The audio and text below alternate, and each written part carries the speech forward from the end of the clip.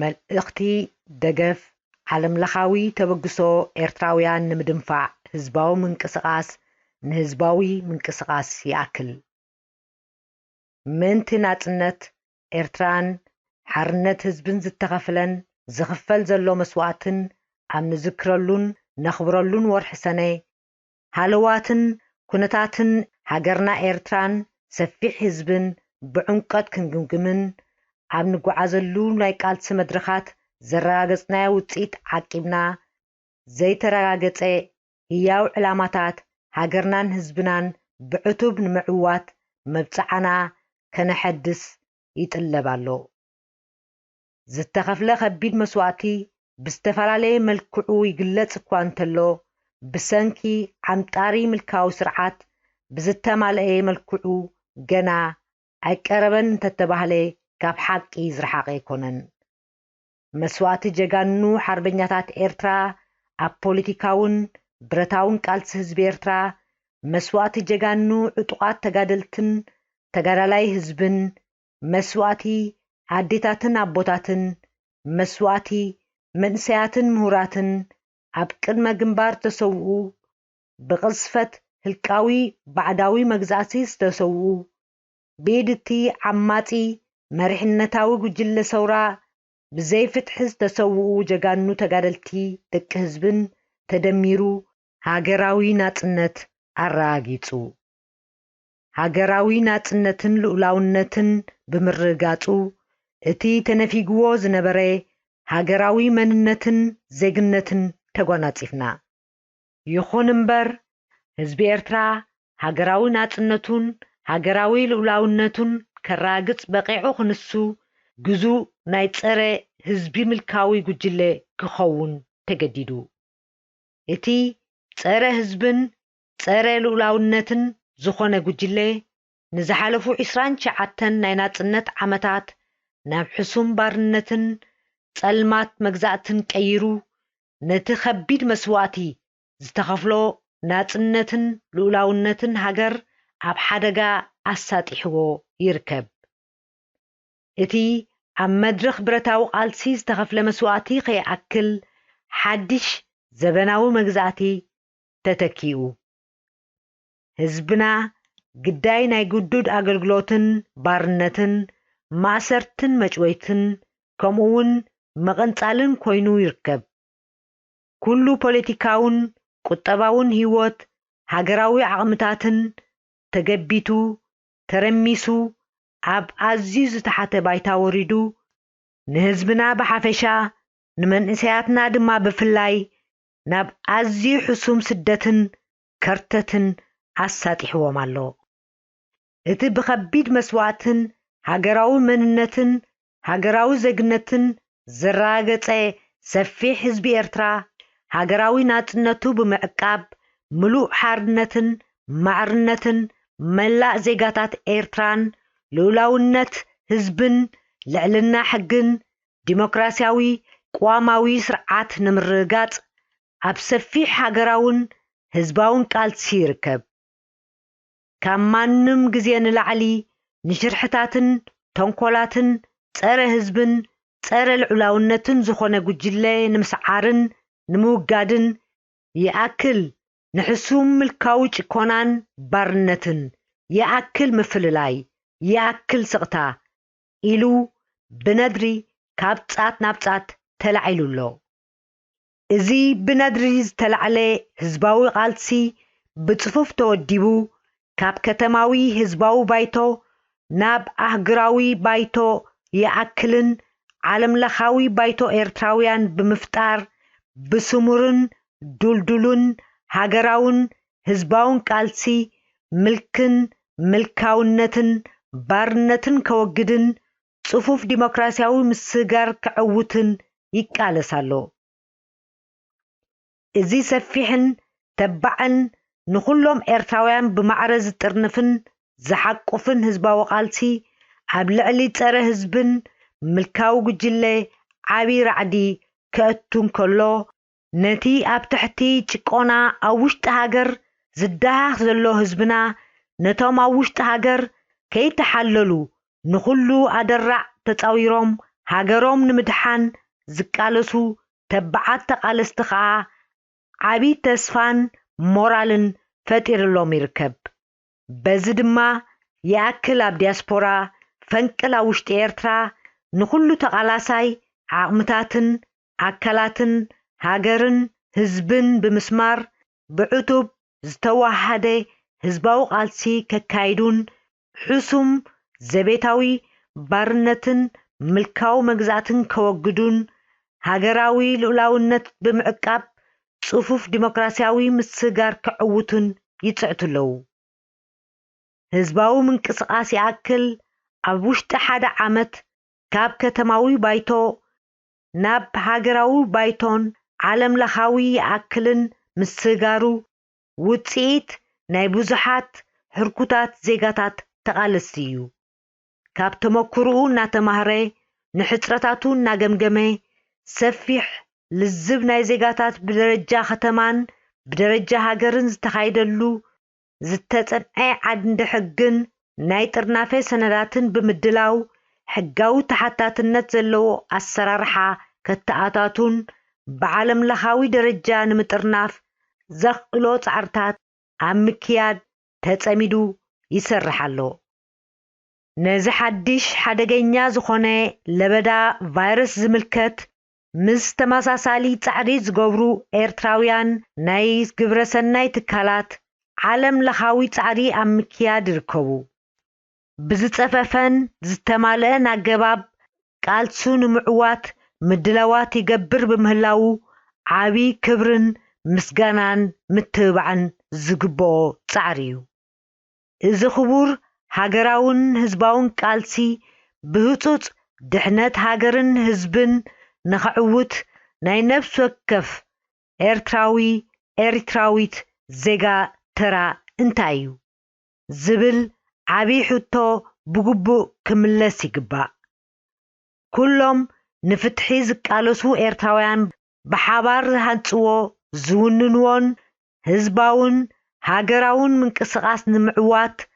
ንጡፍ ተሳትፎ ኣበርክቶን ኩሎም ደለይቲ ፍትሒ ወሳኒ ምዃኑ ብሩህ እዩ። ሓምሳ ለሚን ንሓደ ሰብ ሰኸም ንሓምሳ ሰብ ግን ጌጾም እዩ ከም ዝበሃል እዚ ዓብይ ውራይ ምልጋስ ምልካዊ ስርዓትን ምድሓን ሃገርን ህዝብን ናይ መላእ ደለይትን ተቃለስትን ንፍትሒ ውራይ እዩ። ስለ ዝኾነ ከዓ እቶም ሓርነትና ተነፊጉ ኣብ ባርነት እነብር ዘለና ዜጋታት ኣብቲ ምእንቲ ፍትሒ ሓርነትን ማዕርነትን እነካይዶ ቃልሲ ኣሰራርሓና ክጸፍፍን ዓወቱ ክሳለጥን እንተኾይኑ ጻዕርታትና ኣስሚርና ምስራሕ እቲ ዝሰለጠን ዝጸፈፈን ኣገባብ እዩ። እዚ ሓቂ እዚ ከም ፀሓይ ቀትሪ ብሩህ እናሃለወ እንከሎ ኣብ ምህናፅ ህዝባዊ ምንቅስቃስ ምድንጓይ ማለት ንስርዓት ምልኪ ዕምሩ ምንዋሕ ጥራሕ ምዃኑ ክበርሃልና ኣገዳሲ እዩ። ንህዝባዊ ምንቅስቃስ ከይፍጠር ዝዓናቕፍ ምኽንያታት ብብቕዓት ገጢምና ፈቲሕና ምስ ግዜ ክንቀዳደም ሃገርናን ህዝብናን ከነድሕን ብንቕሓት ክንሳተፍ ኣሎና። ገለ ካብቲ ብድሆታት ንምጥቃስ ንህዝባዊ ምንቅስቃስ ይኣክል ንምልካዊ ስርዓት ዓቢ ስጋት ፈጢሩሉ ይርከብ። ስለ ዝኾነ ምልካዊ ጉጅለ ብኩሉ ናይ ሓሶትን ምድንጋርን መሳርሒታቱ ካብ ምብጋሱ ኣትሒዙ ከጸልሞን ኣብ ህዝቢ ምጥርጣር ክፈጥርን ዘየጋላጠሞ እምኒ የልቦን። እቲ ዓምጣሪ ምልካዊ ጸረ ህዝቢ ጉጅለ ኣብ ፍልይናን ኣብ ምብትታናን ስለ ዝሃጥርን ዝነብርን ንኩሉ ሽርሕታቱ ምድንጋራቱን ብብቕዓት ምግጣምን ምስዓርን ይግባእ። ፖለቲካዊ ህዝባዊ ምንቅስቃስ ይኣክል ንስልጣን ዘይወዳደር እንታይ ደኣ ጸረ ህዝብን ጸረ ልኡላውነትን ዝኾነ ጉጅለ ካብ ሃገር ንምእላይ ሃገርን ህዝብን ከዓ ንምድሓን ከምኡውን ጽፉፍ ዲሞክራሲያዊ ምስጋር ኣብ ኤርትራ ንምዕዋት እጃሙ ኸበርክት ዓቕምታቱ ወዲቡ ዝኸይድ ዘሎ ህዝባዊ ቃልሲ እዩ። ምንጪ ስልጣን ኩሉ ግዜ ህዝቢ እዩ። ናይ ኣብዝሓ ሰልፍታት ዘፍቅድ ሰላማዊ ቋማዊ ዲሞክራሲያዊ ስርዓት ኣብ ኤርትራ ምስ ተሃንፀ ናይ ፖለቲካዊ ሰልፍታት ናይ ስልጣን ውድድር ዕድል ከም ዝኸፍት ንኹሉ ርዱ እዩ። ኣገዳስነት ፖለቲካውን ድርጌሳዊ ማሕበራትን ኣብ መጻኢት ዲሞክራሲያዊት ኤርትራ ኣዝዩ ልዑል እዩ። ይኹን እምበር ኣብዚ መድረኽ እዚ ኩሉ ሃገራዊ ዓቕሚ ፍልልያቱ ኣወጊዱ ናብ ሓደ ሃገራውን ህዝባውን ጥርናፌ ናይ ደለይቲ ፍትሒ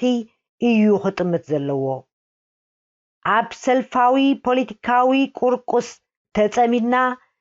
ነዚ ዘለና ወርቃዊ ዕድል ከነምልጦ ባይታ ክንፈጥረሉ ኣይግባእን። እዚ መድረኽ እዚ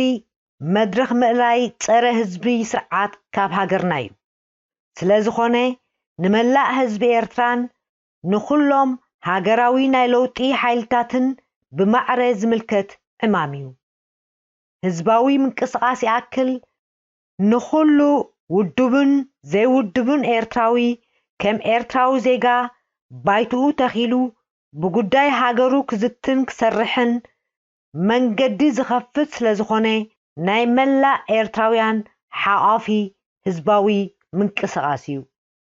ኩሎም ደለይቲ ፍትሒ ድማ ክጽምበርዎን ከሐይልዎን ይግባእ። ሕብረት ናይ ኩሎም ዜጋታት ዘራግጽ ህዝቢ ዝማእከሉ ቃልሲ ኣብ ምድሓን ሃገርን ህዝብን እቲ ቀዳማይን ዝሰለጠን ስትራቴጂ ናይ ዓወት እዩ። ስለ ዝኾነ ኩሎም ተቓለስቲ ንፍትሒ መንእሰያት፣ ደቂ ኣንስትዮ፣ ዓበይቲ፣ ምሁራት፣ ምኩራት፣ ኣባላት ናይ ፖለቲካዊ ውድባትን ሲቪክ ማሕበራትን ብሓበራ ንህዝባዊ ምንቅስቓስ ይኣክል ክሃንፅዎ ይግባእ። ህዝባዊ ምንቅስቓስ ይኣክል ኣብ ፀረ ህዝብን ምልካዊ ጉጅለን ራዕዲ ብምፍጣር ኣብ ዓለምለኻዊ መድረኻት ከም ዕቱብ ሓይሊ ናይ ለውጢ ተፈላጥነት እናረኸበ ይኸይድ ኣሎ። ካብ ህዝቢ ብህዝቢ ናብ ህዝቢ ዝቖመ ህዝባዊ ምንቅስቓስ ይኣክል ድሕሪ ነዊሕ ከርተትን ምልካዊ ጭኮናን ተስፋን ሞራልን ዜጋታት ኤርትራ ኣበራቢሩ ኣሎ። እተን ተባዓት ጀጋኑ ደቂ ኣንስትዮ ኤርትራውያን ተቓለስቲ ንፍትሒ ካብ ይኣክል ናብ ይከኣል ከነሰጋግሮ ኢና ኢለን ኣብ ምዕዋቱ ብዕቱብ ክቃለሳ ምውሳነን ይቃለሳ ምህላወንን መርኣያ ናይ ሓያል ህዝባዊ ቃልሲ እዩ። ብተመሳሳሊ ላዕለዎት ምሁራትን ሞያውያንን ኤርትራውያን ንፀረ ህዝቢ ምልካዊ ጉጅለ ዘርዕድ ማኒፌስቶ 2020 ብምውፃእ ኣብ ምድሓን ሃገሮምን ህዝቦምን ኣብ መጽናዕቲ ዝተመርኮሰ ትካላዊ ኣሰራርሓ ምሁራዊ ጉዳዮም ክጻወቱ ምውሳኖም ዓብይ ብስራት ንፍትሓዊ ህዝባዊ ቃልስና እዩ። ህዝባዊ ምንቅስቓስ ይኣክል ንዘጋጠሞ ብድሆታት ብብቕዓት ንምግጣሞም ኣዋህሊልዎ ዘሎ ሰፊሕ ዓቕምታትን ብቕዓታትን ብተደራራቢ ኣኻዕቢቱ ክሰርሕ ሓያልን ድኹምን ጎድንታቱ ብዕቱብ መዚኑ ድኽመታቱ ከኣልን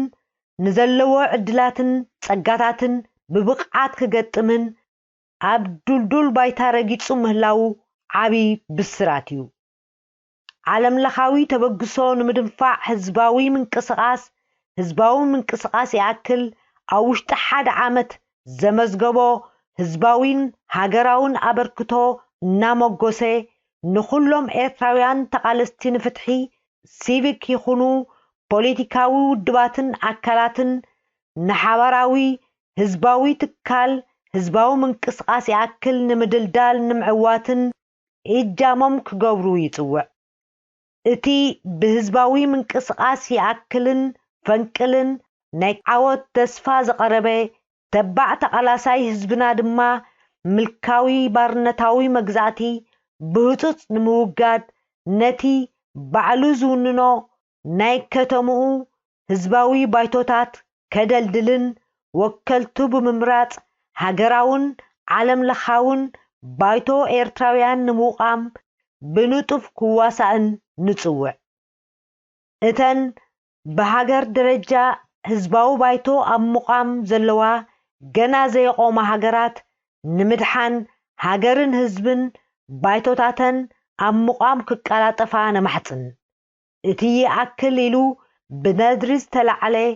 ኣብ መላእ ዓለም ዝርከብ ተቓላሳይ ኤርትራዊት ስሙር ድምፂ ቅልጽምን ይኣክል ፈጢሩ